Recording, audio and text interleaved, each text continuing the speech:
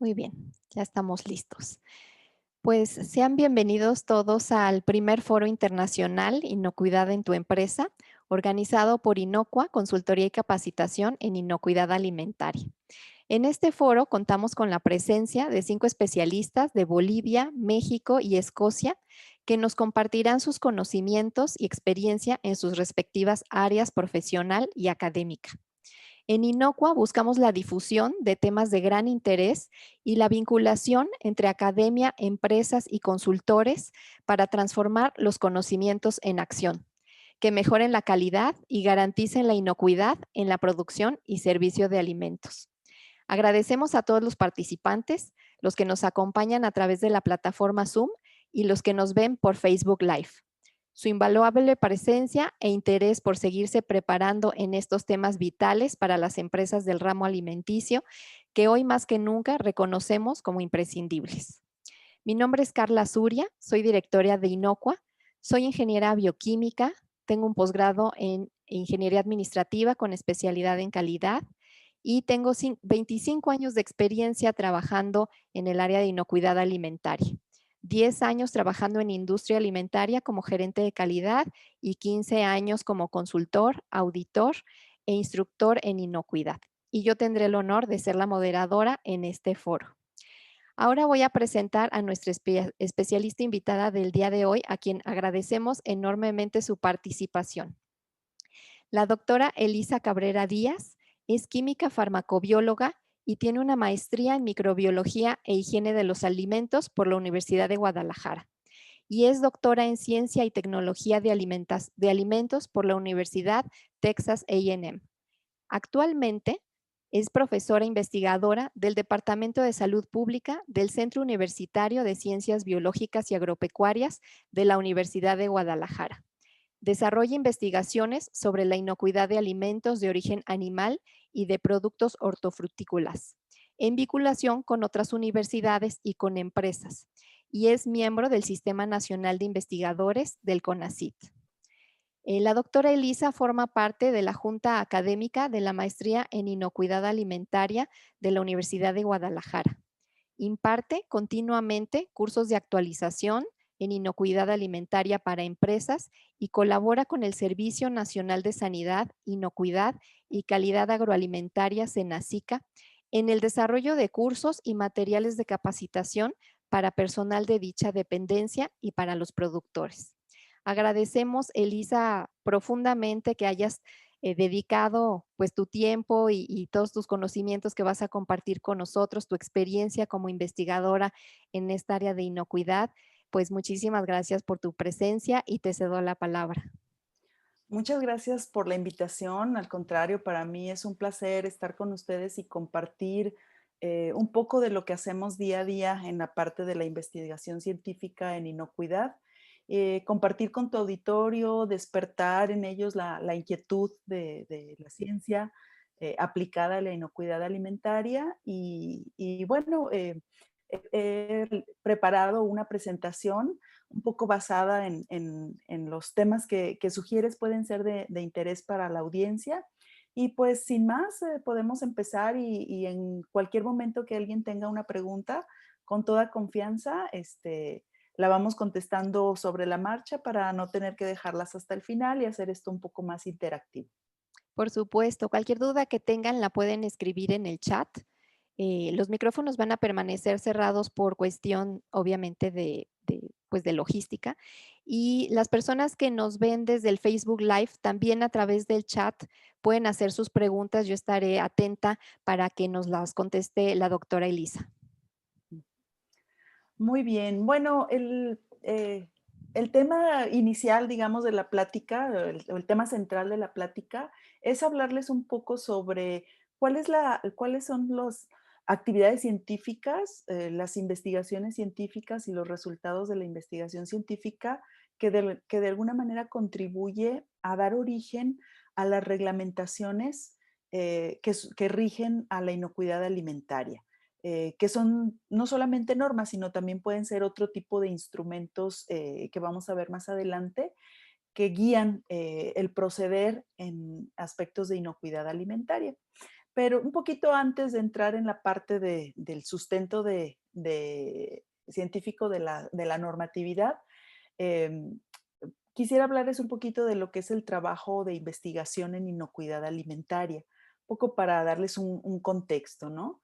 Los investigadores que trabajamos en el área de la inocuidad alimentaria y que elaboramos en instituciones públicas de educación superior, dividimos nuestras actividades en tres grandes ramas. La investigación, que es nuestra esencia de ser, nuestro perfil profesional de investigadores, pero también la combinamos con la docencia y con la vinculación. Un poco las tareas que hacemos en aspectos de investigación tienen que ver con el diseño de propuestas de investigación. Nosotros tenemos que proponer proyectos que sean relevantes, pertinentes, aplicables o básicos, pero que sean pertinentes a los problemas prioritarios, sobre todo de la región, del país o incluso a nivel internacional. Estas propuestas de investigación nosotros las utilizamos para la búsqueda de financiamientos que nos permitan precisamente llevar a cabo los proyectos de investigación. Cuando conseguimos esos financiamientos, que cada día es un poco más complicado por la limitación de recursos presupuestales gubernamentales, pero una vez que logramos financiar una propuesta de investigación, nuestra labor consiste en administrar precisamente ese financiamiento, reclutar y capacitar estudiantes que nos ayudan porque son nuestra mano derecha en el laboratorio para llevar a cabo las investigaciones, desarrollar propiamente los experimentos que están incluidos en un proyecto. Una vez que obtenemos los resultados de las investigaciones, de los experimentos, llevar a cabo el análisis de datos y comprobar las hipótesis que nos planteamos. Una vez que tenemos todos estos análisis de datos, escribir los reportes técnicos que se entregan a quien nos ha dado el financiamiento. También, pues, presentar nuestros resultados en congresos científicos y en artículos o publicaciones científicas en revistas de alcance nacional y preferentemente internacional. Precisamente, estos resultados son a base de estos resultados es que nuestra experiencia luego es, digamos, buscada por instituciones gubernamentales para la elaboración de guías, de recomendaciones o de reglamentos que tengan que ver, pues, con nuestra materia de estudio, en este caso, la inocuidad alimentaria. En la parte docente, los investigadores tenemos que articular la investigación con la docencia. La investigación por sí sola no permea más allá si no va vinculada con la docencia, porque es cuando nosotros podemos transmitir los hallazgos y lo que encontramos, lo podemos transmitir a la formación de recursos humanos y son ellos los que van a llevar ese conocimiento nuevo hacia sus campos de trabajo una vez que se incorporen al área laboral. Entonces, todos los investigadores estamos obligados a dar clases, tanto de licenciatura y de posgrado, cuando en este caso tenemos posgrados relacionados con la inocuidad alimentaria.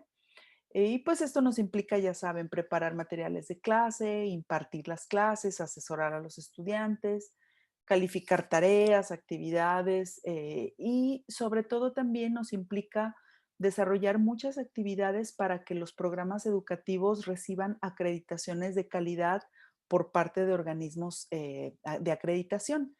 Esta parte es muy importante. No sé si ustedes conocen esta parte donde las licenciaturas, perdón, y los posgrados que reciben una acreditación por parte de un organismo acreditador reconocido a nivel nacional, son programas educativos que reciben mayor financiamiento para mejorar su infraestructura, para mejorar los instrumentos que los estudiantes pueden tener a su alcance para su educación. Por lo tanto, para las instituciones de educación superior es muy importante que sus programas educativos estén acreditados como de calidad por la instancia que corresponda, según el programa educativo, y con eso los estudiantes tienen mejores oportunidades. En el caso de los posgrados, cuando los posgrados están incorporados, acreditados por el CONACYT, el Consejo Nacional de Ciencia y Tecnología, como posgrados de calidad, eso le da a los estudiantes incluso el acceso a becas para sus estudios. En vinculación, bueno, los investigadores, si no nos vinculamos, nuestra investigación no va a tener trascendencia, porque puede quedar simplemente en un artículo que nadie lea o en una tesis que se quede guardada en un escritorio. Por lo tanto, para nosotros la vinculación es sumamente importante. Es la que nos permite llevarles a empresas, a instituciones, a los consumidores, llevarles conocimiento, llevarles capacitación en donde puedan aplicar lo que nosotros estudiamos. Entonces, realizamos asesorías a empresas o a instituciones de gobierno, colaboramos con otras universidades o centros de investigación, tanto del país como internacionales. Participamos en evaluación de proyectos y en la revisión de artículos científicos de otros investigadores, porque toda la comunidad científica se sostiene a través de procesos de evaluación por pares a nivel internacional, que es una actividad gratuita y honoraria. Nosotros no cobramos, en este caso, por ser evaluadores ni revisores de artículos científicos, porque así se sostiene la comunidad científica, revisándonos unos a otros la pertinencia y la calidad de nuestra investigación. Y bueno, también participamos mucho impartiendo cursos de actualización profesional, impartiendo conferencias científicas o conferencias de divulgación, como en este caso.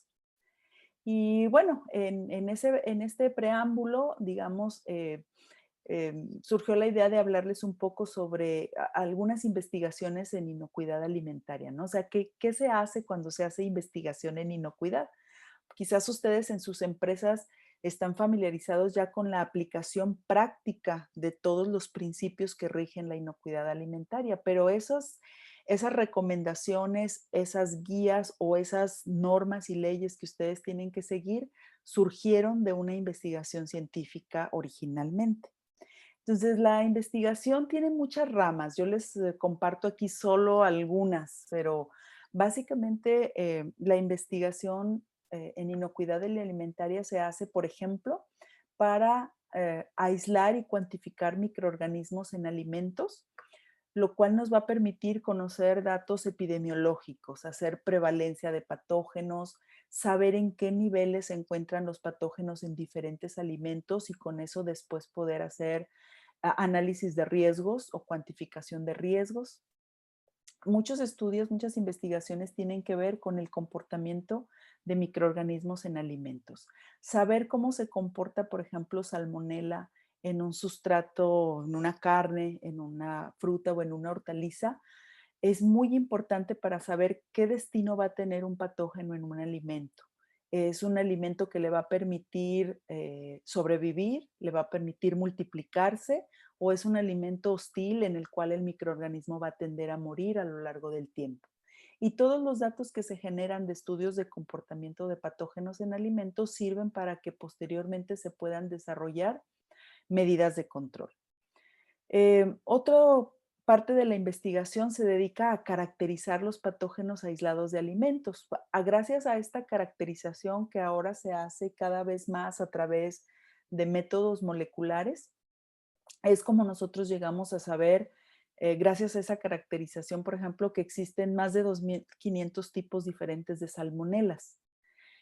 O es lo que nos permite saber que dentro de Escherichia coli, productora de toxina Shiga que causa enfermedad gastrointestinal en el humano, existen diferentes serotipos y tienen diferentes propiedades de virulencia.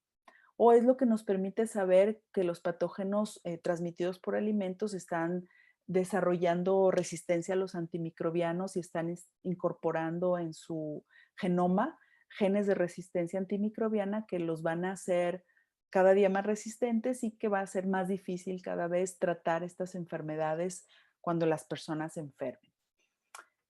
También hay mucha investigación en inocuidad que se lleva a cabo para desarrollar métodos cada vez más sensibles, más precisos y más rápidos para detectar microorganismos en alimentos, ya sea para patógenos o también para microorganismos deterioradores o que forman parte de indicadores en alimentos, indicadores de calidad microbiológica, porque la industria cada vez demanda métodos que sean más rápidos. La industria cada vez necesita resultados más rápidos para poder liberar un lote de producción, para poder liberar una línea, para poder echar a andar un proceso.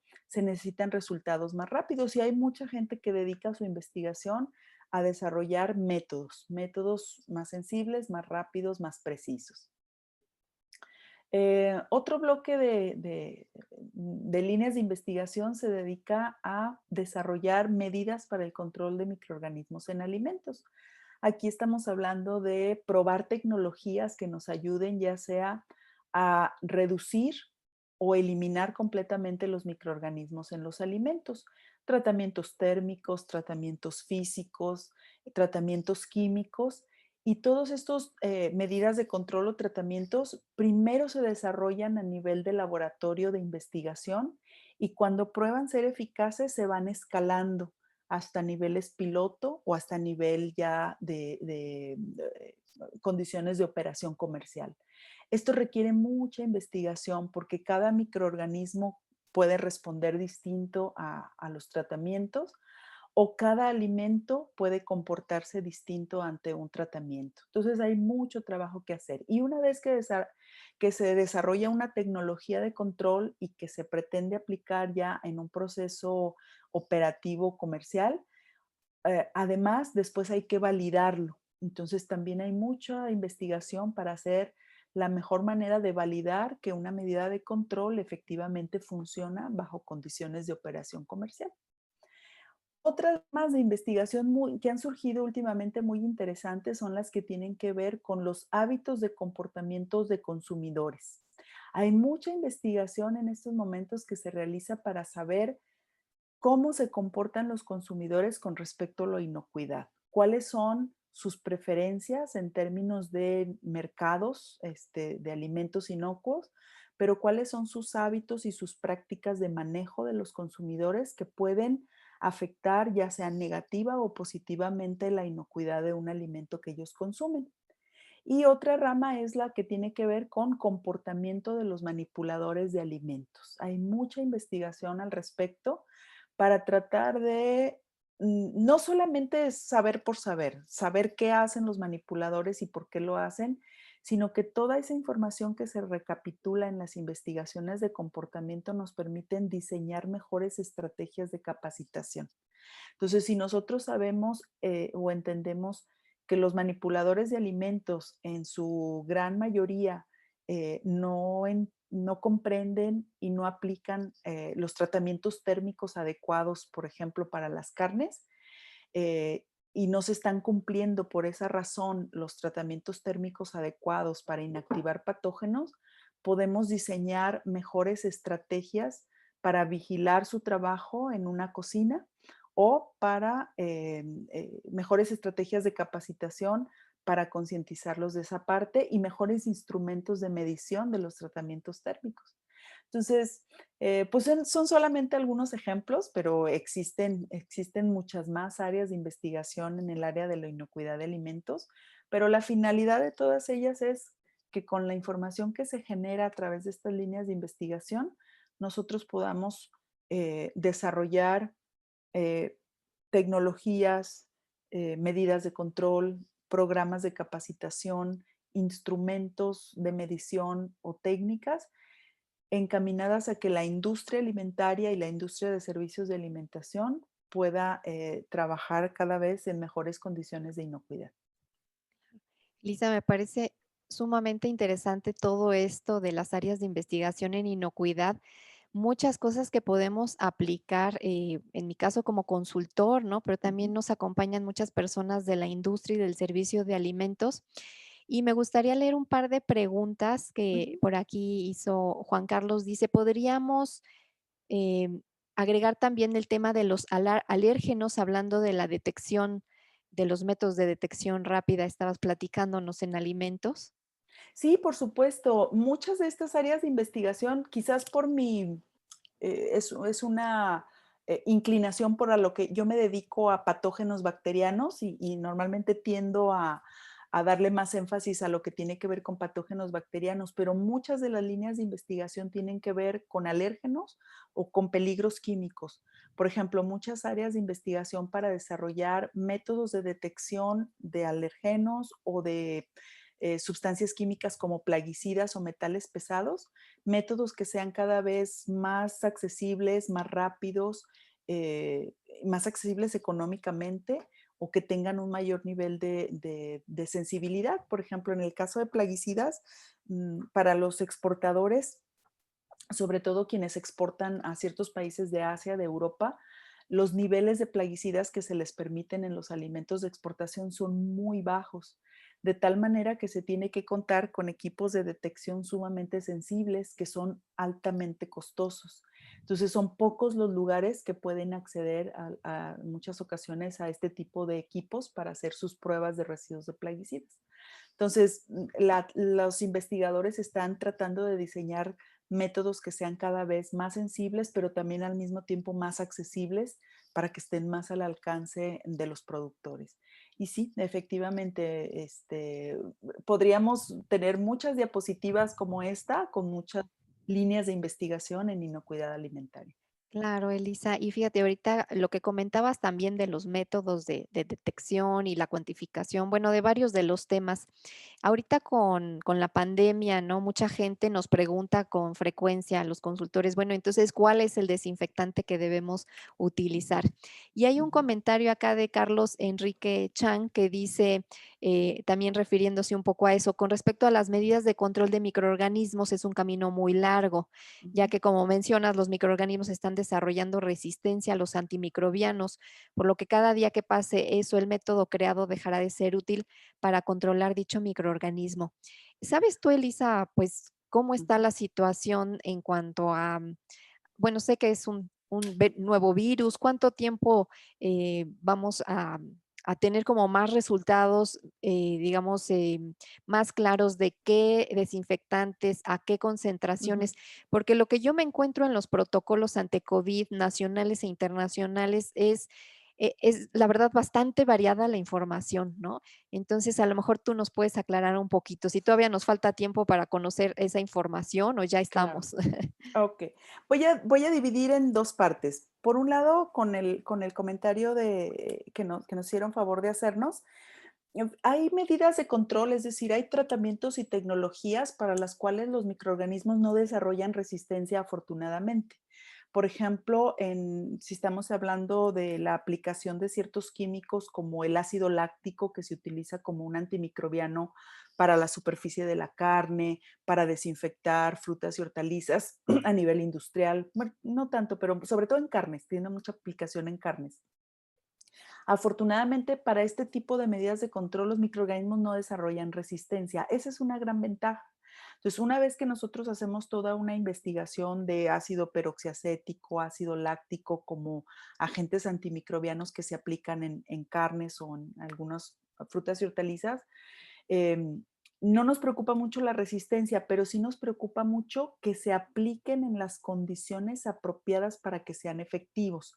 Porque algo que sucede mucho con los antimicrobianos es que se desarrolla una medida de control basada en un agente químico, pero luego la gente ya no lo aplica como debe de ser, sino que cada quien lo aplica como Dios le da a entender y lo aplica en productos en los que no ha sido probado, y ahí es donde existe un riesgo de que no se esté utilizando de manera adecuada.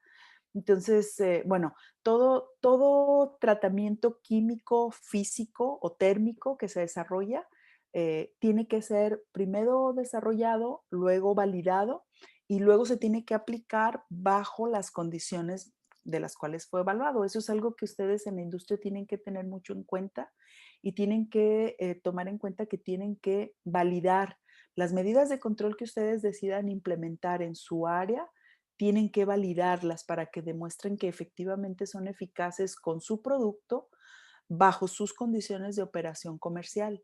Y ese es un área, el área de la validación de la eficacia de las medidas de control es un área que se ha desarrollado poco y en la cual ustedes se pueden apoyar mucho en las universidades porque se requiere un protocolo de investigación, es como desarrollar un protocolo de validación para precisamente hacer esto.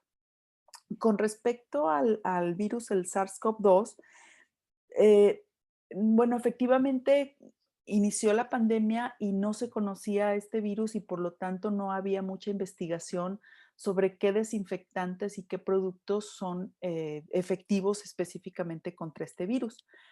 Poco a poco ha ido saliendo información. Afortunadamente es un virus envuelto y eso significa que es un virus que tiene su material genético, está cubierto primero por una cápside de proteínas y encima está recubierto por una membrana de lípidos. Y eso lo hace muy sensible a agentes desinfectantes. Afortunadamente, al ser un virus envuelto con una capa de lípidos, lo podemos destruir fácilmente con jabón y con alcohol, por eso el alcohol es tan efectivo o el detergente. Entonces, digamos que esa es una ventaja, que sea un virus envuelto con estas características para destruirlo con más facilidad, pero lo cierto es que debemos de utilizar o buscar agentes químicos que hayan sido probados, si no contra el SARS-CoV-2 en particular, porque todavía no hay muchos estudios al respecto, sí con otro tipo de virus parecidos en su estructura. Hay muchos productos químicos que han sido probados en otro tipo de coronavirus y entonces puede haber una extrapolación de los resultados. Yo estoy segura que en los próximos meses van a ir surgiendo más estudios más específicos con SARS-CoV-2, pero si al menos buscamos aquellos desinfectantes que hayan sido probados contra otros coronavirus, eso nos puede dar tranquilidad de que pueden ser efectivos contra SARS-CoV-2. Claro, gracias, Elisa, por tus respuestas y también que platicabas del mal uso que a veces se da a los desinfectantes, ¿no? Que entra en el tema de comportamiento de los manipuladores. Es muy Ujú, cierto, en la práctica la gente cree que si le pone más es más efectivo, o reduce el tiempo, le pongo el doble y reduzco el tiempo a la mitad, ¿no? Es como ujú. pues una idea, una Sí, creencia que hay entre muchos manipuladores de alimentos. Y también está el tema interesantísimo como de me encantaría poder estudiar, ¿no? El comportamiento de los manipuladores con el tema del cubrebocas, ¿no? así, ¿Cuántas claro, veces en un minuto la gente toca el cubrebocas para así, acomodárselo, no? así es, así es. Carla, tenemos muchos temas y líneas de investigación que si tú quieres en vinculación podemos desarrollar, porque precisamente nosotros como investigadores desarrollamos los instrumentos de evaluación y analizamos, hacemos todo el análisis de datos, pero necesitamos de personas como ustedes que son los que están en contacto con la industria, con las empresas de servicio de alimentación que nos ayuden a aplicar estos instrumentos. Entonces, vamos a hacer una investigación y luego la vamos a dar a conocer en otro foro. Me gusta mucho la idea. Gracias, Elisa. Muy bien, entonces, bueno, me preguntaba Carla en las pláticas previas que tuvimos para preparar este foro, ¿qué tan costoso era hacer la investigación en inocuidad de alimentos como para darles a ustedes una idea de cuál es toda esa base, cuánto cuesta para generar información que luego pueda ser aplicada en sus industrias? Es muy variable. Hay proyectos que pueden ser proyectos muy pequeños, sencillos, pero valiosos y que pueden costar 50,000, 100,000 pesos, pero hay proyectos que nos pueden llevar hasta varios millones de pesos desarrollar. Todo depende de con qué técnicas, sobre todo con qué técnicas estemos trabajando y qué tantas muestras tengamos que analizar y durante qué periodo de tiempo. Entonces, es muy variable, pero puede ir desde los 50, 100,000 pesos 50,000, 100,000 pesos hasta varios millones, ¿no?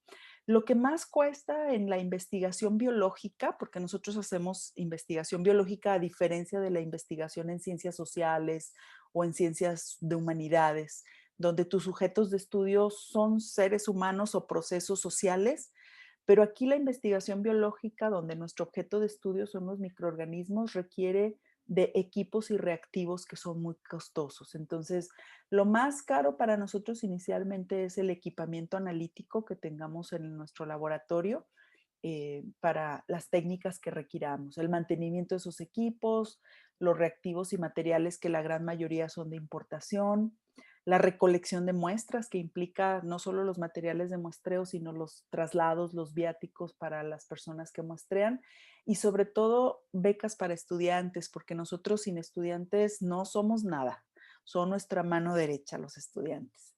Entonces, pues es costosa, la investigación biológica es muy costosa. Entonces, cuando se desarrolla una investigación que luego puede ir a aplicarse a la industria alimentaria, hay mucho dinero invertido detrás, pero que las universidades están dispuestas a invertirlo, las instituciones gubernamentales, para generar la información que a ustedes luego les sirva para llevarla a la aplicación en su empresa. Y unos ejemplos muy breves para no comernos mucho tiempo en esta parte. Algunos ejemplos muy breves que les puedo poner de proyectos de investigación que tenemos recientemente. Nosotros vamos a estudiar ahorita, estamos empezando a estudiar la variabilidad de la calidad microbiológica de agua de uso agrícola en cultivos para exportación. Entonces, nosotros saben que somos, bueno, en Jalisco al menos somos los grandes exportadores de berries y también de aguacates. Son cultivos de muy alto valor económico. Entonces, para el Estado, para la economía del Estado, es muy importante garantizar que los productos hortofrutícolas que exportamos sean inocuos, porque si estos productos se llegan a ver implicados en un brote en el extranjero, corremos el riesgo de que se afecte todo el sector por cierre de fronteras. Entonces, la calidad microbiológica del agua de riego, del agua agrícola, es bien importante para estos productores, pero eh, se ha visto, por ejemplo, que hay mucha variabilidad de la calidad microbiológico del agua dependiendo de las zonas geográficas, del clima, del tipo de fuente de agua, de la profundidad y del temporal, obviamente, el del clima, pero también de las influencias que hay alrededor de una fuente de agua, como puede ser que haya zonas ganaderas cercanas, que haya una empresa que genera aguas residuales cercanas y no se traten, que haya zonas urbanas que impactan directamente. Entonces, estamos haciendo un estudio para ver cómo varía la calidad microbiológica del agua agrícola en zonas de cultivos de alto valor económico. Y este proyecto, por ejemplo, con una cantidad limitada de muestras, nos va a costar 2 millones de pesos. Vamos a requerir 18 meses para llevarlo a cabo. Es en colaboración entre la Universidad de Guadalajara y empresas hortofrutícolas del estado de Jalisco.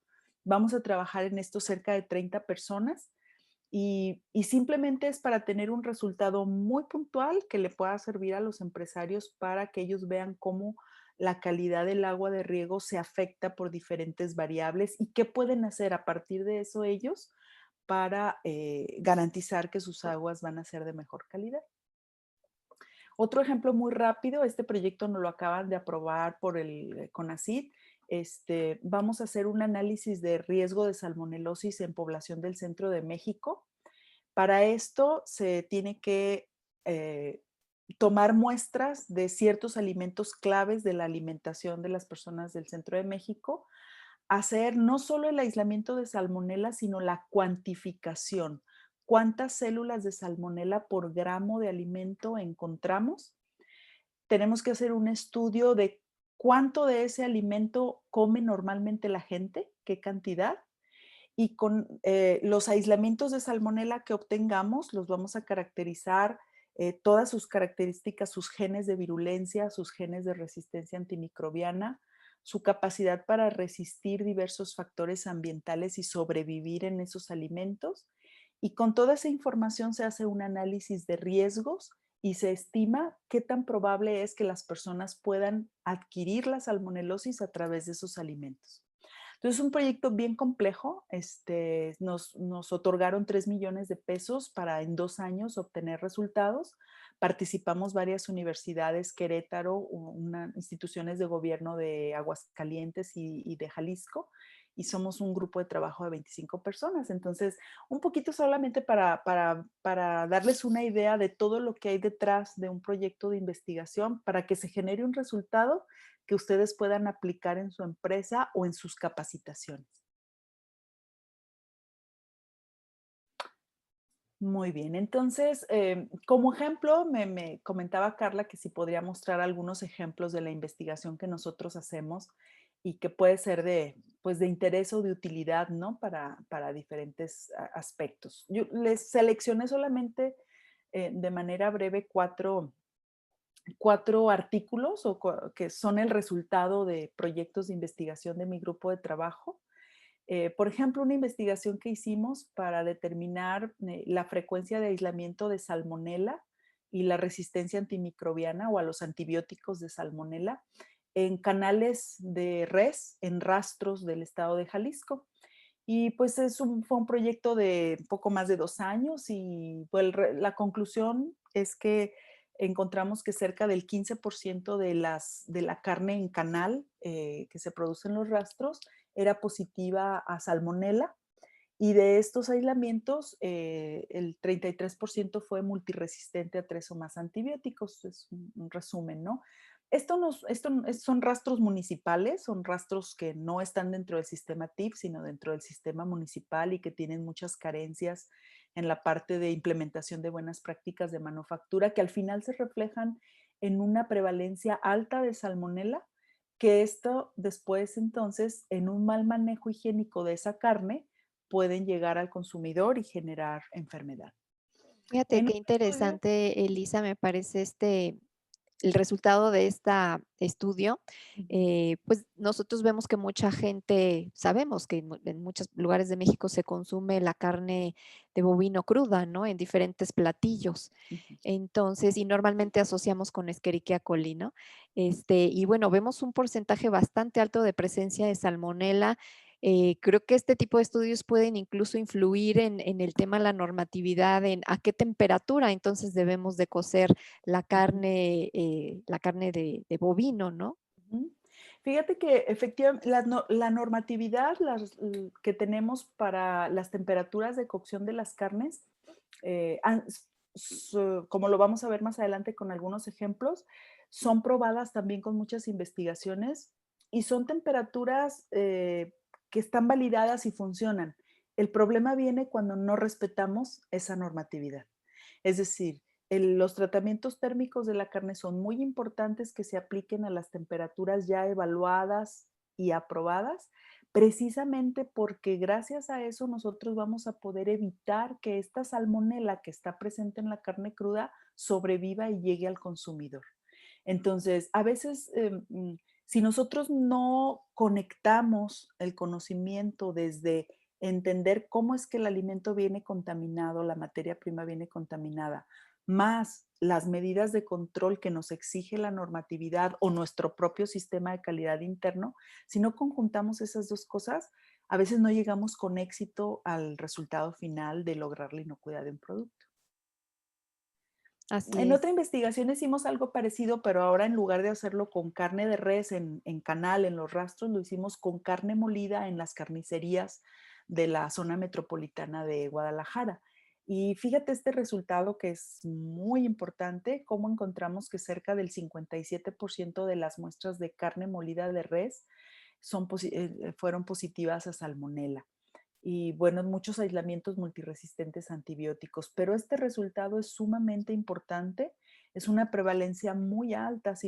Esto se debe mucho a que en nuestro país, pues la mayor parte de la carne molida se fabrica en las carnicerías, a diferencia de países como Estados Unidos, donde la mayor parte de la carne molida que se comercializa se produce a nivel industrial con niveles de inocuidad más altos. Entonces, tú comparas los resultados de positividad de carne molida de otros países y encuentras, por ejemplo, que en Estados Unidos menos del 1% de las muestras de carne molida son positivas a salmonela, comparado con un 57% de nuestro país, precisamente por el que la fabricación es a nivel de carnicerías en donde hay muchas fallas a las buenas prácticas de manufactura. Otro tipo de investigación que hicimos por ahí en un momento, pero que pensé que podría ser de interés para ustedes, es que estudiamos la contaminación microbiana en teléfonos celulares. Y esto es algo que a ustedes les puede servir mucho para capacitar a sus empleados. Entonces, yo con mucho gusto les puedo compartir. Este es un artículo Open Access, es de acceso libre, entonces no hay ninguna restricción, Carla, para que lo puedas publicar en tu biblioteca o en tu página. Lo hicimos sobre una población de estudiantes de licenciatura, pero igual puede aplicar a otro tipo de poblaciones. Y encontramos, afortunadamente no aislamos ningún patógeno de los teléfonos celulares, sin embargo encontramos que el 70% de los teléfonos contenían más de 100 unidades formadoras de colonias de enterobacterias y el 50% de los teléfonos tenían más de 100 unidades formadoras de colonias de E. coli.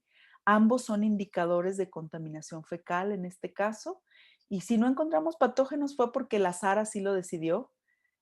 pero es simplemente estos indicadores de contaminación fecal nos están señalando la puerta abierta para la presencia de patógenos en los teléfonos celulares. Y entonces, bueno, esto es una población universitaria, pero si ustedes lo extrapolan a los trabajadores de una empresa donde se manejan alimentos, es la importancia de que ellos entiendan que no deben utilizar el celular, ¿verdad?, durante sus labores. Claro, nos acabas de dar excelente argumento para convencer a los manipuladores, ¿no? Y bueno, algunos artículos que nos va a compartir Elisa, los voy a subir a la página de internet de inocuamexico.com. Ahí estamos ya, pues ya inauguramos la biblioteca virtual que va a ser de libre acceso para todas las personas. Ya hemos subido algunos manuales, guías y agradecemos que Elisa nos comparta algunos de sus artículos que estoy segura nos van a ser de utilidad a todos. Sí, muy bien. Y bueno, finalmente seleccioné este para platicarles porque es probable que algunos de ustedes, si se dedican a los servicios de alimentación, sirvan germinados, productos germinados. Nosotros, los germinados de semillas, en este caso nosotros estudiamos germinados de brócoli, germinados de alfalfa, pero los germinados de las diferentes semillas que están ahorita muy de moda por la parte nutricional y las tendencias de consumo hacia lo vegetariano y lo natural, han hecho que los germinados sean una de las principales causas de brotes de enfermedad transmitida por alimento. Y esto se debe a su sistema de producción. Los germinados, pues, la semilla se pone a germinar en las grandes industrias en unos tambores rotatorios en donde se les está asperjando con agua para que se mantengan todo el tiempo empapados, se están rotando y durante un proceso que dura varios días, esas semillas germinan, surge el brote o el germinado.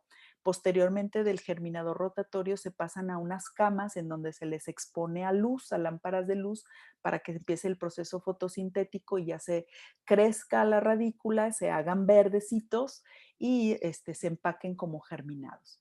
Bueno, ese proceso de producción hace que si la semilla de la cual se producen esos germinados está contaminada con un patógeno como salmonela o como E. coli, productora de toxina Shiga, cuando la ponen en el tambor rotatorio con agua, aquello se convierte en un medio de cultivo ideal para salmonela y para E. coli.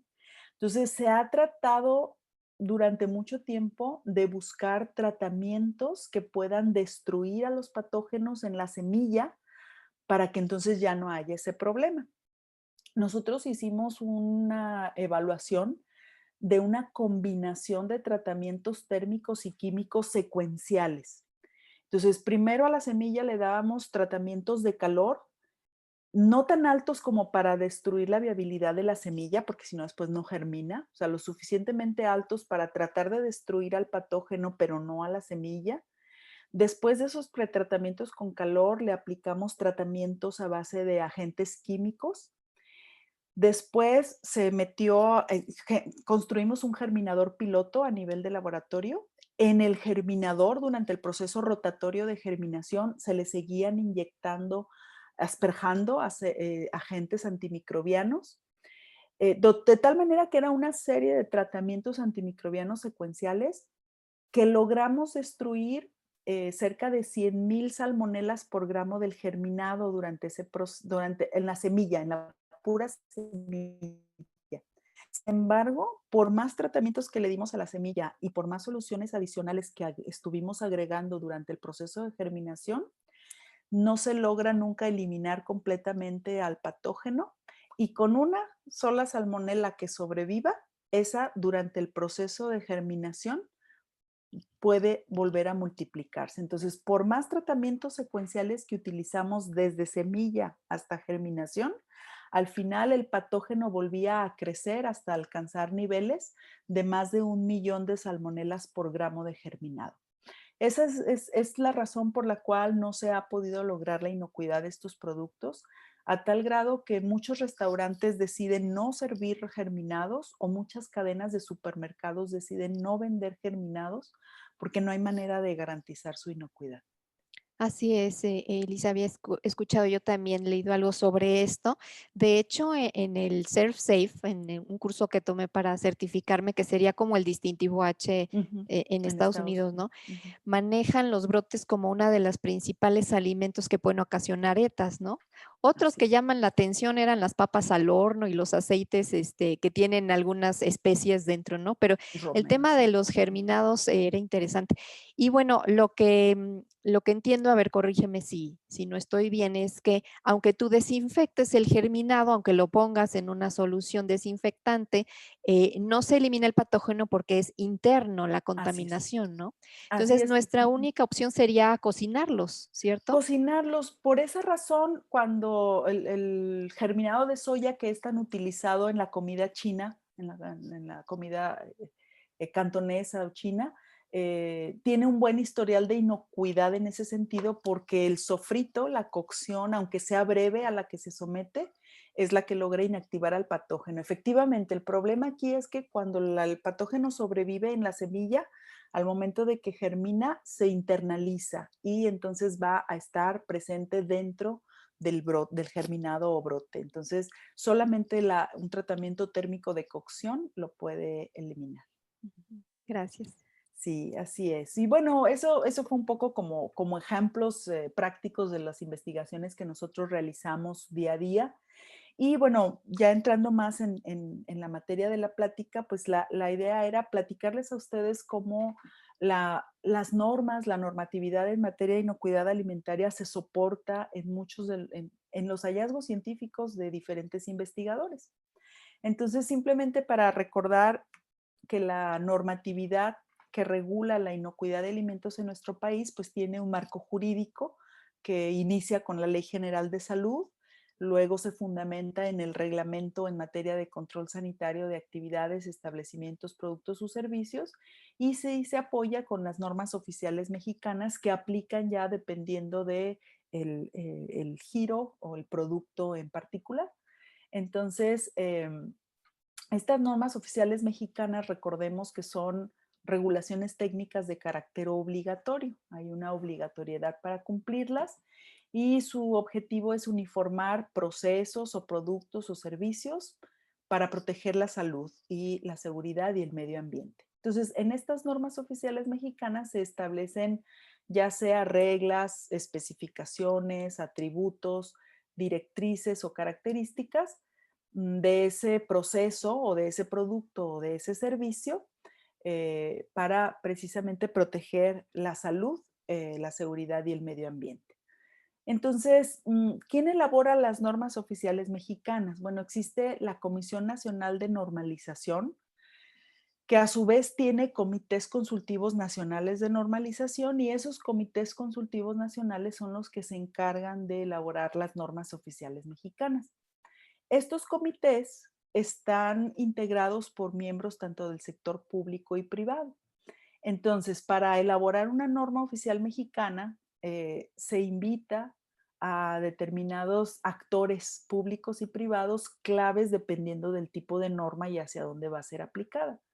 Entonces, en estos comités consultivos nacionales participa personal técnico de las dependencias de gobierno que correspondan, organizaciones industriales, prestadores de servicios, comerciantes, productores agropecuarios, forestales o pesqueros, según corresponda, universidades y centros de investigación científica o tecnológica, colegios de profesionistas y organizaciones de consumidores, porque la idea es que todos ellos van a ser afectados en algún momento por la aplicación de esta norma. Todos en algún momento de su actividad, digamos, van a, a seguir estas normas y es muy importante la experiencia que ellos tengan sobre el producto, servicio o proceso que se va a regular para que aporten su conocimiento, sus opiniones y su experiencia y la norma tenga una aplicabilidad.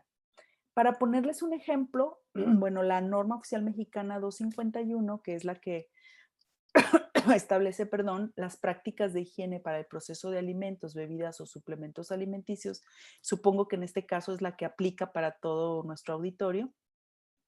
En la elaboración de esta norma oficial mexicana participaron 35 instituciones distintas, ¿sí? de hecho, fue una norma que tardó mucho tiempo en desarrollarse y en salir publicada finalmente.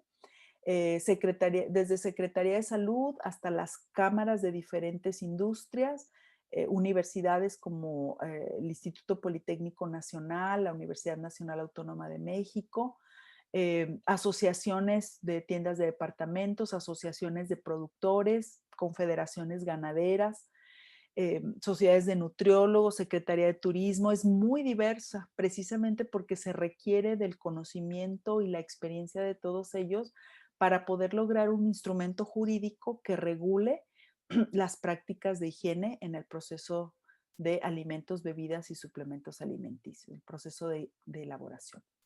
Entonces, en el momento aquí que participan las universidades y centros de investigación, pues ahí es donde nuestras investigaciones pueden aportar a soportar, a dar soporte, a dar sustento a muchas de las lineamientos que se estén incorporando dentro de estas normas oficiales mexicanas.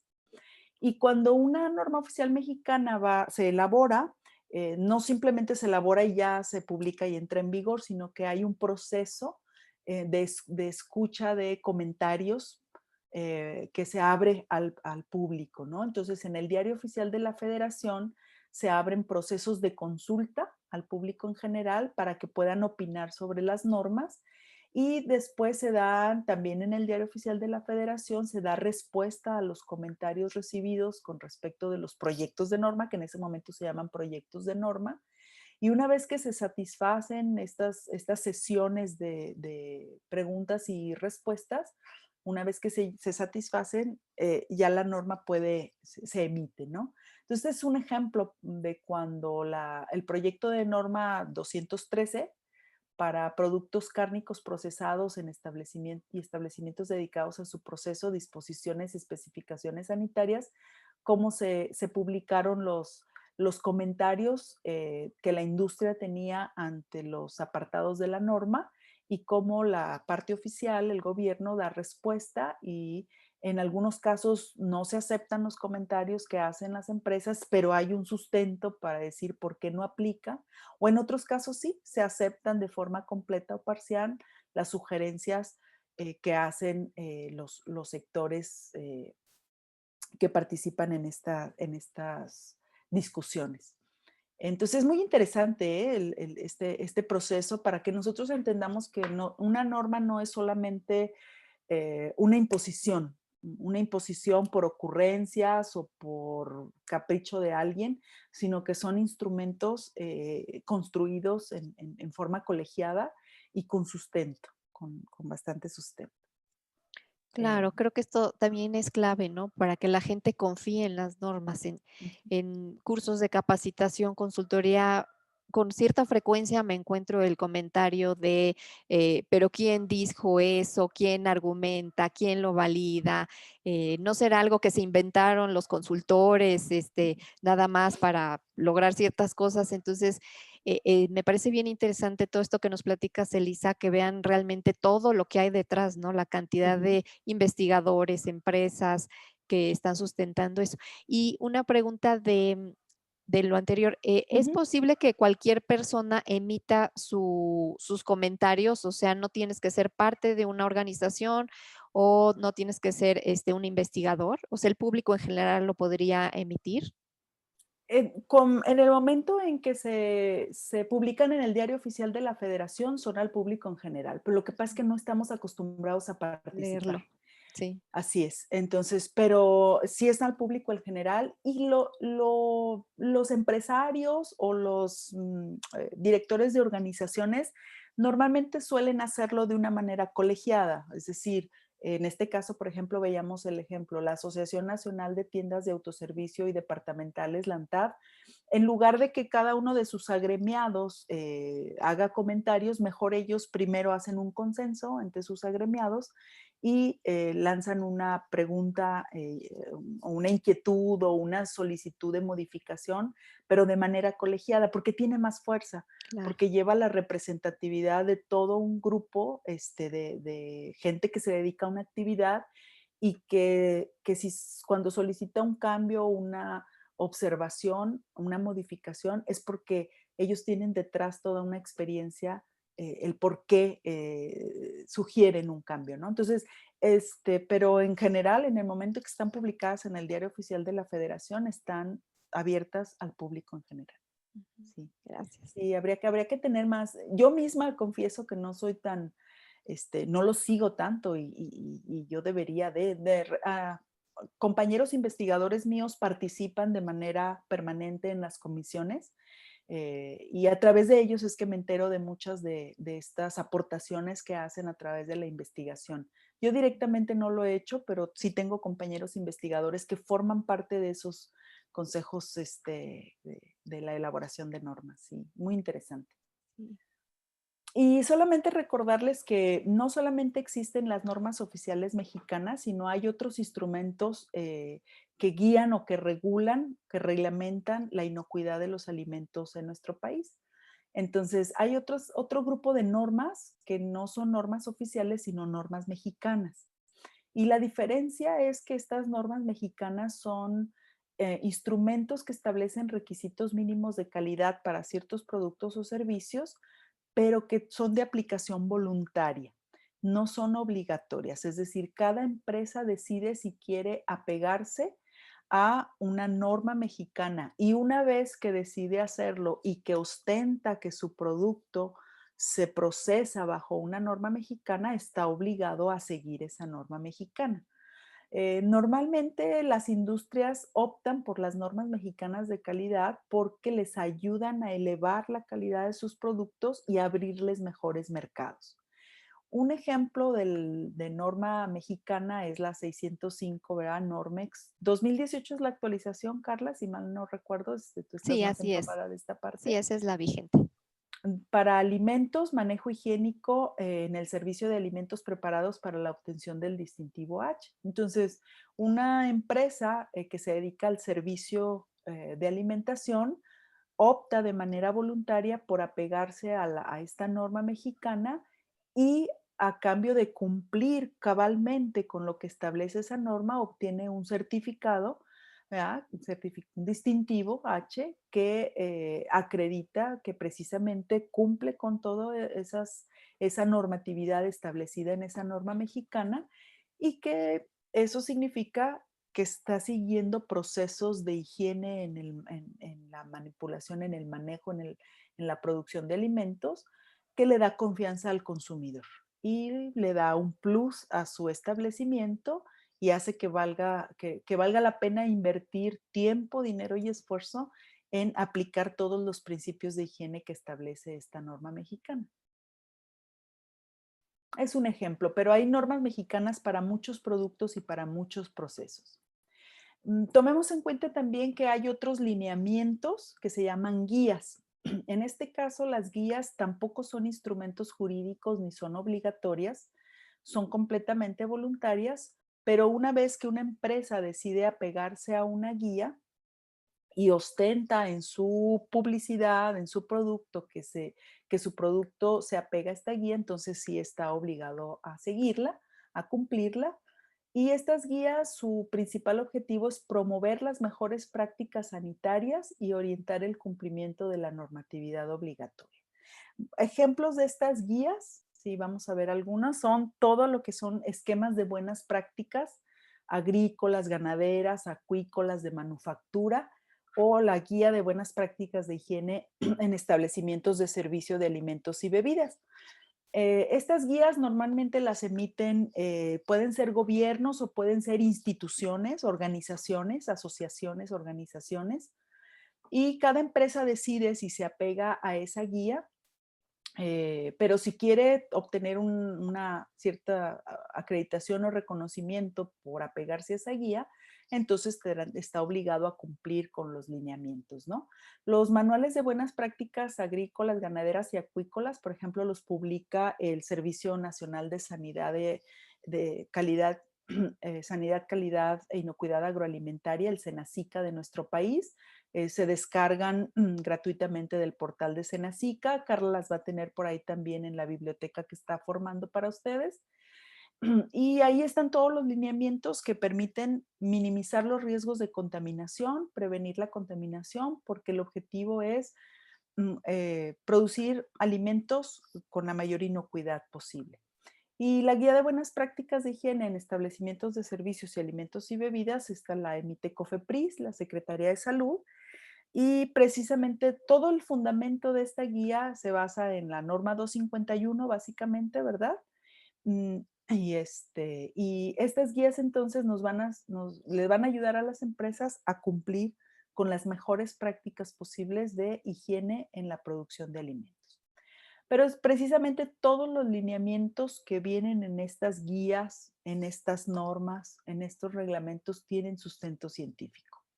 Eh, eh, Traje a colación algunos ejemplos, incluso algunos no son necesariamente de nuestro país, pero son muy ilustrativos y los escogí para que ustedes vean cómo la investigación científica se utiliza para la generación de este tipo de instrumentos jurídicos o guías voluntarias. No sé si hasta aquí haya alguna otra pregunta.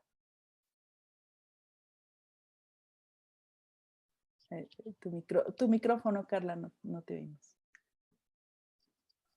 Sí, Elisa, hay un par de preguntas que Ok, están por aquí en el chat. ok. Una es respecto a lo que comentabas de todo lo que son los brotes y su proceso de elaboración, etcétera. Preguntaba Carlos si detectar las fuentes, si es posible detectar las fuentes de contaminación de Ujú, las semillas desde ujú, antes, ¿no? O sea, para evitar que esté contaminada y luego ujú, querer hacer algo al respecto ya una vez ujú. que está ahí, por ejemplo, la Claro, salmonela. sí, precisamente, a partir de que los brotes se convirtieron en alimentos, implicados en gran cantidad de brotes de ETAs, o en cantidad de casos de ETAs, las empresas productoras de semillas que van destinadas a la producción de brotes empezaron también a mejorar sus esquemas de inocuidad. Entonces, se tiene que tener, estas semillas pueden tener certificaciones de inocuidad también. ¿Y qué significa eso? Que van a estar producidas bajo condiciones que minimicen los riesgos de contaminación.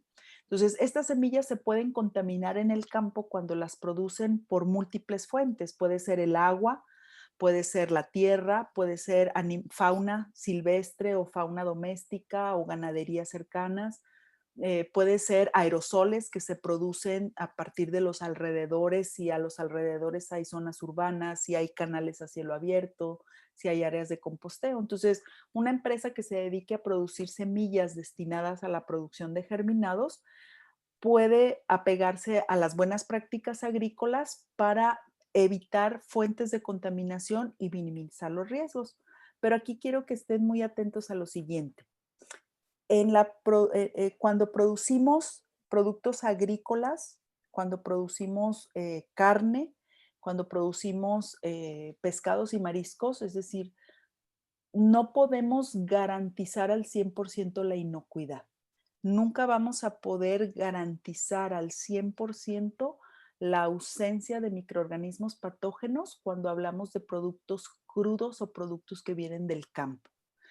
Es decir, la aplicación de las buenas prácticas agrícolas nos ayuda a reducir las probabilidades de contaminación, a minimizar la probabilidad de la presencia de patógenos, pero no vamos a poder garantizar al 100% la ausencia de patógenos.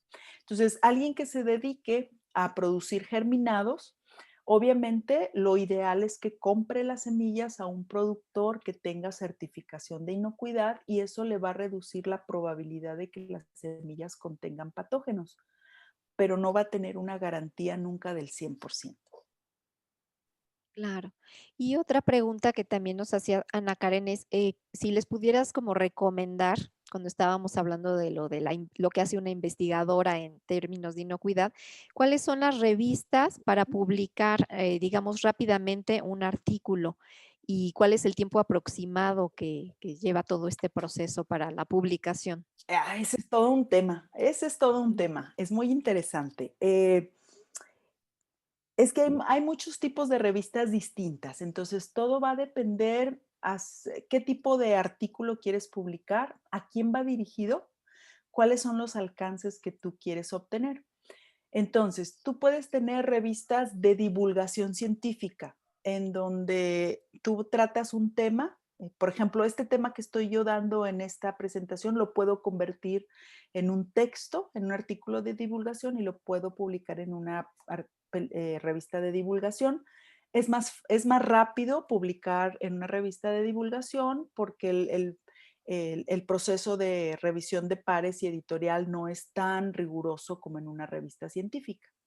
Pero si es el resultado de tu investigación, vamos a suponer que tú hiciste tu tesis de licenciatura, tu tesis de maestría, tu tesis de doctorado y lo quieres convertir en un artículo científico, bueno, hay revistas que tienen diferentes categorías de calidad y no porque unas sean, o sea, no quiero demeritar, sino que la calidad de una revista científica está determinada por una métrica internacional, que es un ranking internacional. Las revistas más prestigiadas, significa que tienen comités científicos editoriales muy fuertes, conformados por científicos muy importantes. Los artículos que llegan a esas revistas son sometidos a revisiones muy rigurosas por científicos de muy alto nivel de todo el mundo y, por lo tanto, una investigación tiene que ser muy completa y muy innovadora para que pueda ser publicada en una de estas revistas de alto ranking. Entonces, publicar en una revista de alto ranking, te puede llevar hasta un año. Puede ir el proceso desde 3 o 4 meses hasta un año, dependiendo de qué tan bien escrito esté tu artículo, y qué tantos procesos de ida y vuelta de revisión con la revista lleve. Entonces, hay otras revistas que tienen menos ranking porque sus comités editoriales no son tan robustos a nivel internacional. Hay revistas que son nacionales, que son muy buenas, pero no tienen este ranking tan alto. Y en esas revistas a lo mejor puedes tener un proceso más rápido y puedes publicar una investigación que no sea tan profunda o tan innovadora, una investigación un poco más sencilla, más de interés local. Entonces, el proceso puede llevar desde 2 meses hasta un año, y dependiendo mucho de la revista que selecciones. No sé si por ahí, contestó tus inquietudes. Y si necesitas más orientación, con gusto, al final voy a dejar mi correo electrónico y con todo gusto ya te puedo dar una orientación más específica a través de correo. Gracias, Elisa. ¿Continúo? Ujú. Sí, Muy bien. adelante. Ok. Entonces, les quería presentar aquí 2 ejemplos de investigaciones que ayudaron a sustentar normatividades muy importantes. Miren, en Estados Unidos se presentaron a principios de los años 90, de la década de los 90, varios brotes por Escherichia coli o 157H7. Es una bacteria patógena que causa una enfermedad muy importante, porque tiene consecuencias muy graves, puede generar daño renal permanente, daño neurológico, y se presentaron varios brotes y cuando se hicieron las investigaciones epidemiológicas, se llegó a la conclusión que el causante había sido el consumo de hamburguesas insuficientemente cocinadas en restaurantes de comida rápida, cadenas de hamburguesas. Se realizaron entonces, a partir de que se generaron estos brotes que tuvieron un impacto a la salud pública muy fuerte en Estados Unidos, se empezaron a generar investigaciones precisamente para evaluar el tratamiento térmico que debería darse a la carne de hamburguesas en este tipo de restaurantes para con ello garantizar que el tratamiento térmico fuera el adecuado para inactivar a esta bacteria. Entonces, esas investigaciones dieron como resultado una normatividad y esa parte es muy importante. Inicialmente, las reglamentaciones de Estados Unidos tenían publicadas en el Código de Regulaciones Federales, en la sección 318.23, el tratamiento térmico requerido, si ustedes se fijan aquí, en grados Fahrenheit y en grados centígrados, la temperatura mínima interna que deben de alcanzar las tortitas para hamburguesas, las tortitas de carne para hamburguesas, que deberían de alcanzar durante cierto tiempo a cierta temperatura. Y mira, Quiero coincide precisamente con lo que marca la NOM 251, ¿no? ajá, Que es 68 grados por mínimo 15 segundos. Y la ajá, norma del distintivo H lo maneja como 69 grados, ¿no? Entonces, ahí vemos la as concordancia con la esta norma concordancia. internacional. Y esta norma, fíjate, esta norma se basó en este artículo publicado en el Journal of Food Protection en el año 1978. Es decir, desde 1978, Goodfellow y Brown fueron dos investigadores que publicaron un artículo sobre la inactivación de salmonela inoculada en carne molida de res para hamburguesas durante el cocimiento. Y con los resultados que encontraron estos investigadores y que publicaron en 1978, se elaboró esta reglamentación en Estados Unidos. Entonces, cuando surgen estos brotes relacionados a esta cadena de hamburguesas y que tuvieron un impacto muy fuerte a la salud pública en Estados Unidos, muchos investigadores quisieron comprobar si efectivamente estos parámetros que estaban publicados en la legislación eran válidos. Y entonces surgieron varios estudios, yo aquí nada más les puse algunos.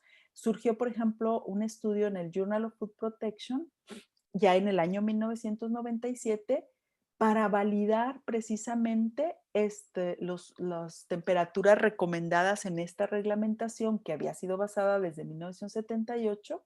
Y entonces el doctor Yuneya y sus colaboradores evaluaron estos tratamientos térmicos. Después el Departamento de Agricultura hizo más evaluaciones y efectivamente llegaron a la conclusión de que, creo que ya no le puedo cambiar qué hice aquí. Ok, aquí está. Llegaron a la conclusión de que la reglamentación seguía siendo válida a pesar de que estaba basada en publicaciones de 1978, pero seguía siendo válida.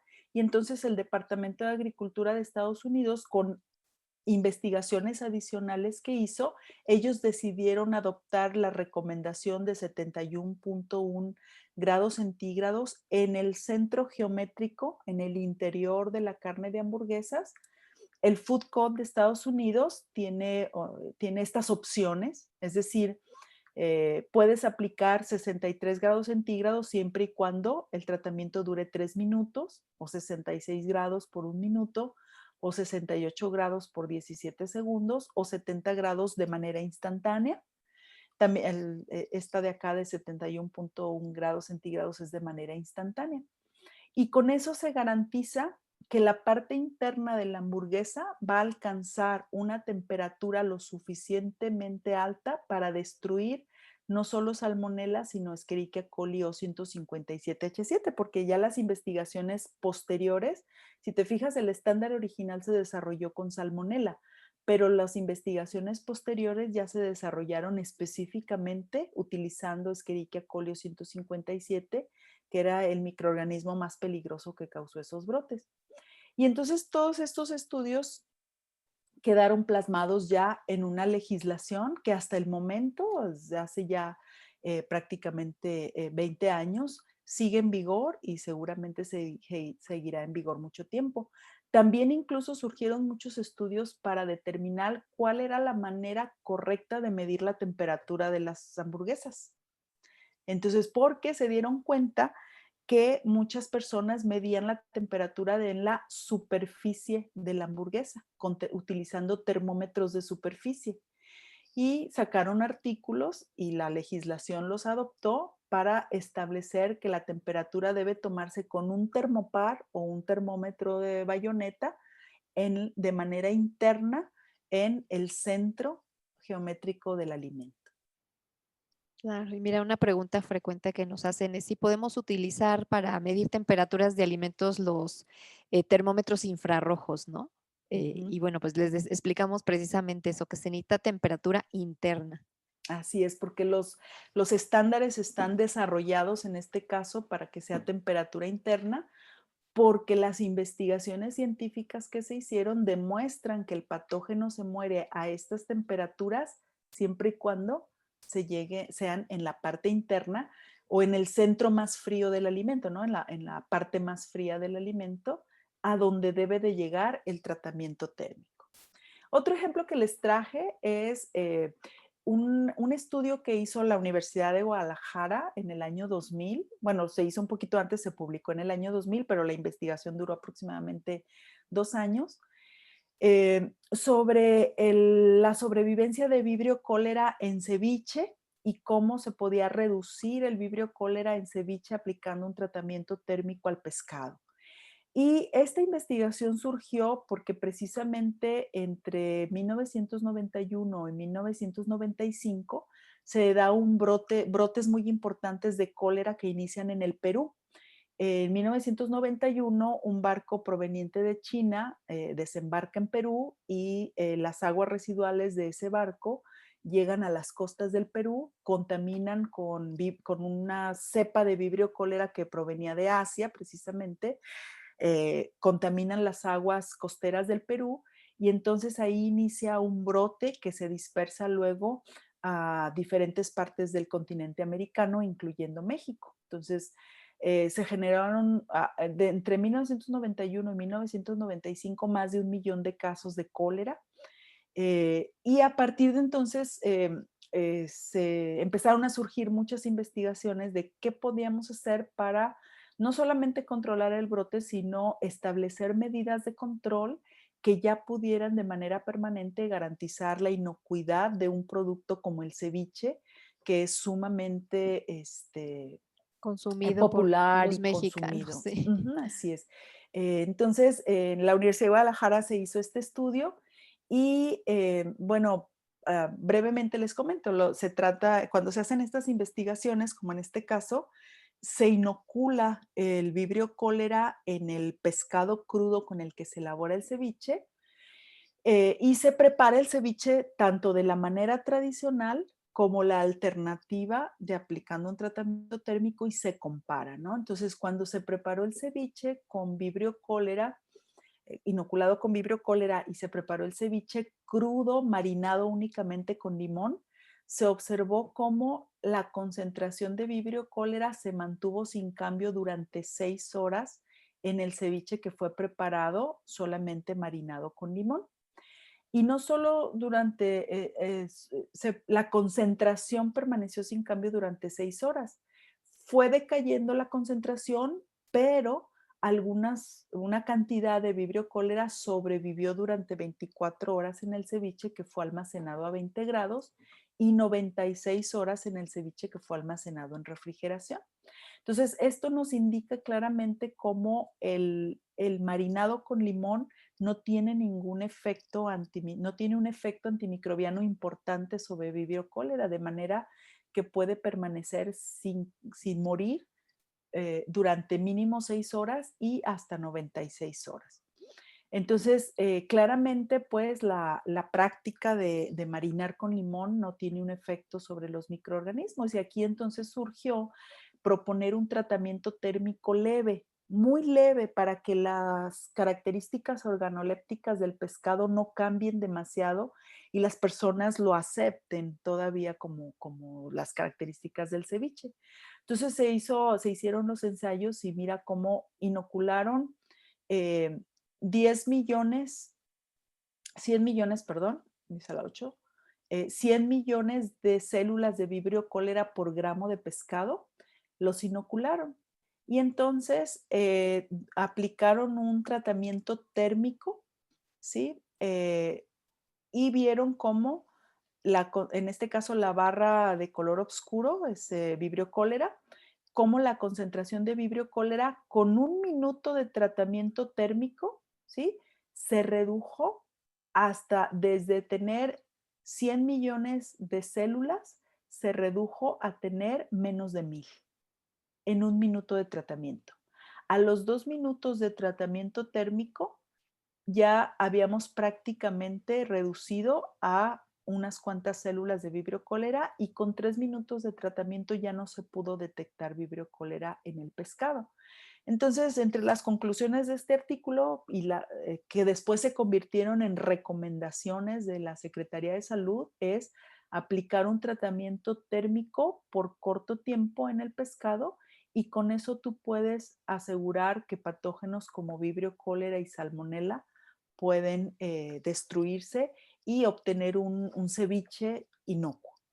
Así es, estoy viendo también que dice que es pescado molido y lo sumergieron en agua hirviendo, ¿no? Entonces, para cuando quieran ustedes preparar sus ceviches, ya saben entonces que en agua hirviendo, mínimo 3 minutos. Ujú, así es, así es. Entonces, es otro ejemplo, pues, de cómo esto no, si te fijas, no, esto no constituye una norma oficial mexicana, no es obligatorio, pero es una guía o una recomendación que la Secretaría de Salud ha adoptado y que tiene un fundamento científico que sirvió para demostrar que una medida de control puede ser efectiva. Sí. Y bueno, ya casi para finalizar, pues comentar cuáles son los beneficios y aplicaciones de la investigación en inocuidad en las empresas de alimentos.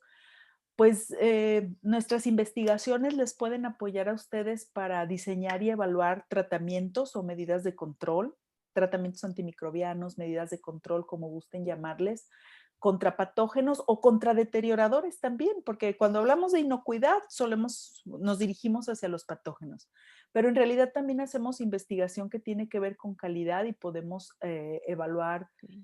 aspectos de cargas microbianas de deterioradores para mejorar aspectos de calidad. Validación de medidas de control. En esta parte se pueden apoyar mucho en las universidades porque cuando a ustedes les venden una tecnología o les venden un tratamiento, normalmente nunca se los validan. Una empresa les vende la tecnología, pero no se las valida. Y mientras ustedes no la validen, no tienen garantía de que está siendo tan eficaz como les dice su proveedor. Ujú. Entonces, las universidades, nosotros hemos hecho validaciones para empresas y ahí es donde se pueden apoyar mucho con nosotros.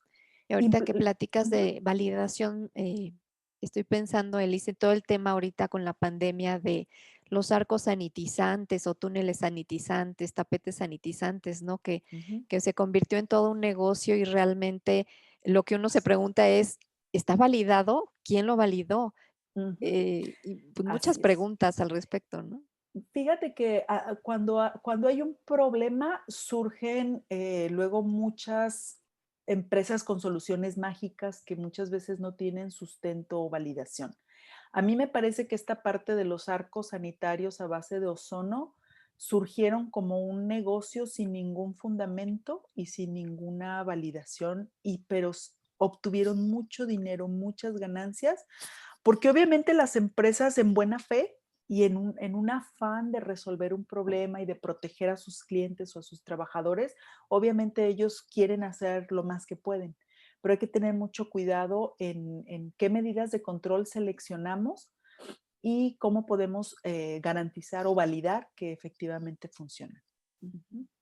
En capacitación también les podemos apoyar mucho los investigadores porque cuando nosotros participamos en las capacitaciones, no solamente capacitamos en lo que dice un reglamento o una guía, sino que traemos muchos ejemplos de las investigaciones que hacemos o de artículos científicos que leemos que les ayudan mucho a complementar las capacitaciones. Entonces también ahí les podemos apoyar a darles, a acercarles bibliografía, ejemplos de resultados de investigación.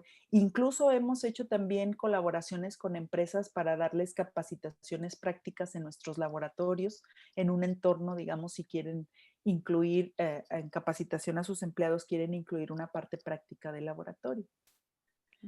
Y bueno, ¿a través de qué mecanismos las empresas de alimentos pueden conocer los resultados de las investigaciones o los descubrimientos precisamente para aplicarlos o beneficiarse de ellos? Pues yo les recomiendo que estén al tanto de congresos científicos, de foros o seminarios que se acerquen. muchas veces, algunas veces las empresas, me ha tocado escuchar comentarios que no se acercan mucho a los congresos científicos porque sienten que solamente se tratan como investigaciones muy elevadas que no tienen que ver con su empresa. He escuchado mucho esos comentarios.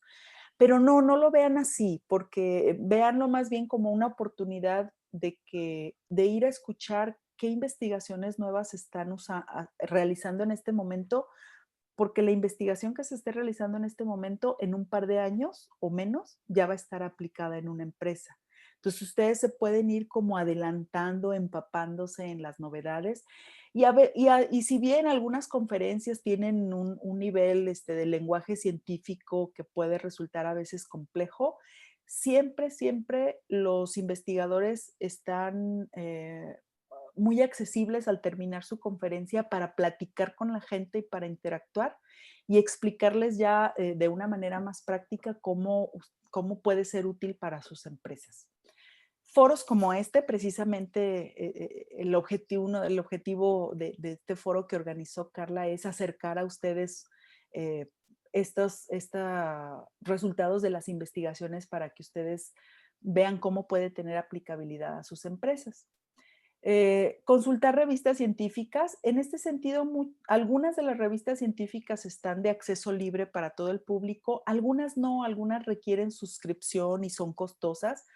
En ese caso se pueden acercar a nosotros los investigadores y nosotros les podemos compartir artículos científicos específicos de su área de interés, porque tenemos un principio que se llama política de uso justo, en donde nosotros podemos compartir artículos científicos siempre y cuando no sea con fines lucrativos. Revistas de divulgación científica, que hay muchos portales de revistas de divulgación científica, sobre todo de las universidades. Los cursos de actualización, cada que ustedes acudan a un curso de actualización, seguramente ahí se va a tratar un tema de investigación, los resultados de una nueva investigación que les va a apoyar a ustedes a mejorar sus procesos de inocuidad en sus empresas. Y el contacto directo con investigadores. Entonces, este tipo de foros precisamente sirve para que ustedes nos ubiquen, nos conozcan y se acerquen a nosotros para que podamos apoyarlos, ya sea a través de asesorías formales o a veces simplemente consultas informales, internet, de algo rápido y sencillo que ustedes requieran, o si requieren algo más complejo, bueno, ya a través de toda la formalización de un proyecto de investigación con mucho gusto. Y bueno, nada más aproveché para hacer un comercial. La Universidad de Guadalajara tiene ya 37 años de organizar un congreso nacional y 22 años de que sea un congreso internacional en inocuidad de alimentos. Se organiza cada año, siempre en el principios del mes de noviembre. En esta ocasión, por la pandemia, pues como todo tendrá que ser un evento virtual, pero los invito a que se acerquen y si nos hacen el favor de acompañarnos en esta edición virtual, quizás ya el año que entra que vuelva a ser presencial, nos quieran acompañar de manera presencial. Siempre se cuenta con la participación de ponentes internacionales de muy alto nivel que nos traen, nos vienen a hablar de nuevas líneas de investigación o cosas innovadoras en inocuidad, o también nos vienen a hablar de políticas internacionales con respecto a exportación de productos, eh, muchos temas, muchos temas. Entonces, este es el programa de este año en modalidad virtual. Con mucho gusto luego les compartimos la página por si alguien está interesado en asistir. Y pues agradecer la oportunidad de estar con ustedes y con mucho gusto a sus órdenes. Ese es mi correo electrónico y no sé si tengan alguna otra pregunta adicional. Muchas gracias, Elisa. Sí, mira, Juan Carlos pregunta si tendrás algún proyecto en el que pueda entrar como postdoctorado. Juan Carlos Camargo Castellanos. Ah, okey. Juan Carlos, pues, cómo no, si fue mi estudiante, cómo Ah, no, mira. fue mi alumno. Fíjate, Juan Carlos, que no he aplicado para proyectos de postdoctorado, porque requerimos un apoyo económico especial del CONACYT para postdoctorados. El CONACYT o la Universidad de Guadalajara, cuando tiene presupuestación especial, puede pagar el sueldo de un postdoctorado. No tenemos ahorita, pero te aseguro que voy a preguntar, voy a buscar si se va a abrir alguna convocatoria para postdoctorantes y yo te aviso, no dejes de escribirme. Ya a mí también se me antojó entrar al doctorado. Yo sería de doctorado, no de postdoctorado. Sí. Muy bien. Por aquí, pues muchas felicitaciones, te escriben excelente ponencia. em, También preguntaban por ahí sobre la norma 251 y la norma 605. Ya lo contestó otro de los participantes, ¿no? La 251 es obligatoria, la 605, la del distintivo H, es voluntaria. Entonces, lo primero que tenemos que cumplir, que era el caso del comedor industrial, es la norma 251, ¿no? Y ya si quieres certificarte, obviamente, pues también habría que cumplir con la norma 605 del distintivo H. Em, y bueno, yo quisiera hacerte una pregunta, Elisa, porque Ujú, em, cuando trabajamos con inocuidad, a veces, pues obviamente impacta un poco en nuestra vida diaria, ¿no? En nuestra vida común. Y yo alguna vez escuché que un microbiólogo de la Universidad de Querétaro, muy importante acá en México, el doctor Fernández Escartín, Escartín, fue mi decía profesor. que, sí, fue tu profesor, decía que él no comía lechuga ni en su casa, ¿no? Entonces a mí ese comentario me llamó mucho la atención porque yo decía, bueno, pero pues la lechuga se puede lavar, desinfectar, los protocolos, ¿no?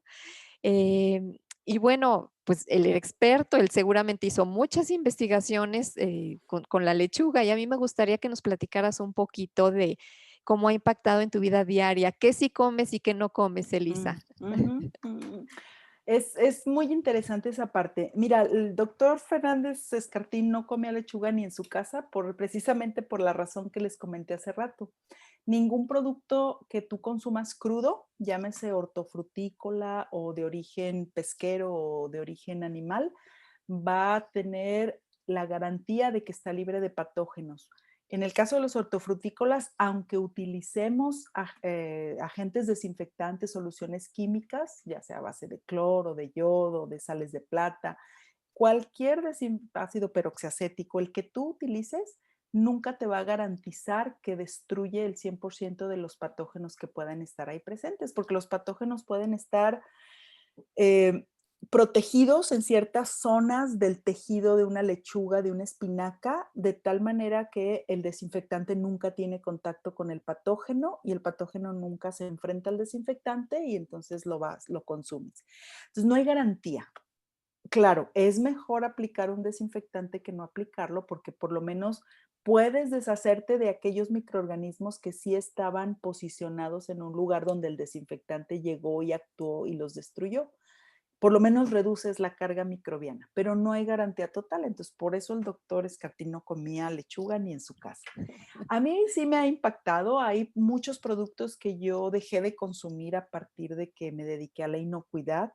Sí te puedo decir que por ningún motivo consumo lácteos no pasteurizados, ostras, o sea, ostiones, almejas crudos, nada. Ceviches de pescado crudo ni de camarón crudo, absolutamente nada. Em, y sí se vuelve en algunos momentos un poco difícil, porque entonces cuando tú vas a un lugar, pues empiezas a preguntar de dónde vienen las materias primas que utilizaron o qué proceso aplicaron y pues empiezas a caer mal a veces. Sí, me suena Entonces, conocida esa historia. sí.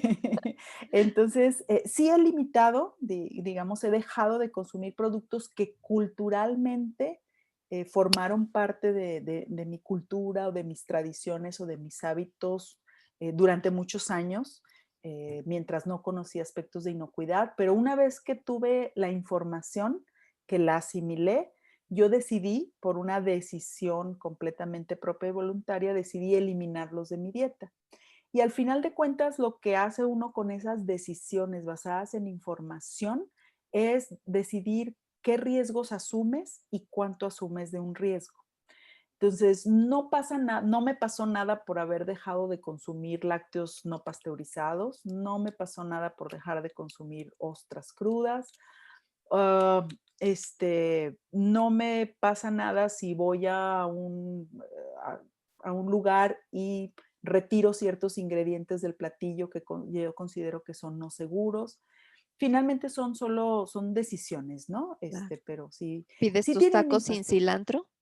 Totalmente, claro, absolutamente. Okey, ¿y comes Este, ensaladas? ¿Sí comes lechuga y sí, ensaladas? sí como ensaladas, porque también hay otra parte que tenemos que tomar en cuenta.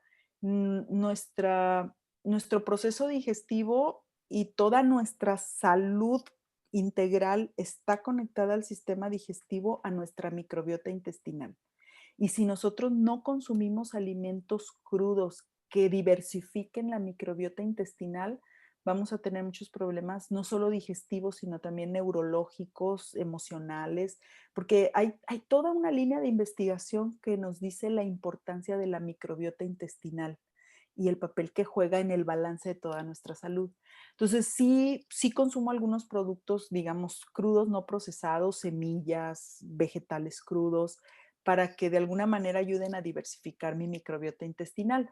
Pero obviamente, ¿qué es lo que hago ahí para minimizar mi riesgo? Los compro de un proveedor que tenga buenas prácticas agrícolas. Eso significa, obviamente, que como consumidor estoy dispuesto a pagar quizás un precio más alto, porque este tipo de productos se venden en establecimientos donde se generan costos un poco más altos. Claro. Entonces, es todo un, es todo un rollo. Proveedores confiables, entonces, ¿no? Procesos confiables, Ujú, gente que sabes que está aplicando las buenas prácticas, así es, que se capacitó, que sabe lo que está haciendo, para así es, entonces ya saber qué consumimos, ¿no? así es. Bueno, Elisa, pues no veo ninguna, otra pregunta por aquí. Entonces, pues agradecerte infinitamente tu tiempo. Sé que estás sumamente ocupada con todo tu trabajo en la universidad, pero pues es muy valioso que nos hayas acompañado en esta charla, en esta conferencia del Foro Internacional Inocuidad en tu empresa. Entonces, pues muchas gracias, Elisa, y gracias a todos los participantes que nos acompañaron. Vamos a tener las siguientes ponencias, si gustas ponernos, Elisa, para Claro. recordarles que el próximo jueves Ujú. vamos a tener la plática con la ingeniera María Eugenia Velasco, que ella es consultora en temas ambientales y nos va a dar recomendaciones de cuáles son las mejores prácticas de gestión ambiental para empresas del área de alimentos. Y el jueves 22 de octubre a la ingeniera Alma Cárdenas, ella también es especialista en inocuidad, es mexicana, ya tiene muchos años viviendo en Escocia y allá se dedica a certificar empresas principalmente del área pesquera en un sistema de gestión de inocuidad que se llama BRC. Entonces todavía Ujú. tenemos dos conferencias muy buenas, ojalá nos puedan acompañar. Elisa, tu participación del día de hoy es invaluable, muchísimas gracias. Gracias a ti por la invitación y gracias a todos los que nos acompañaron por su tiempo y sus preguntas. A sus órdenes. Buenas noches a todos. Buenas noches.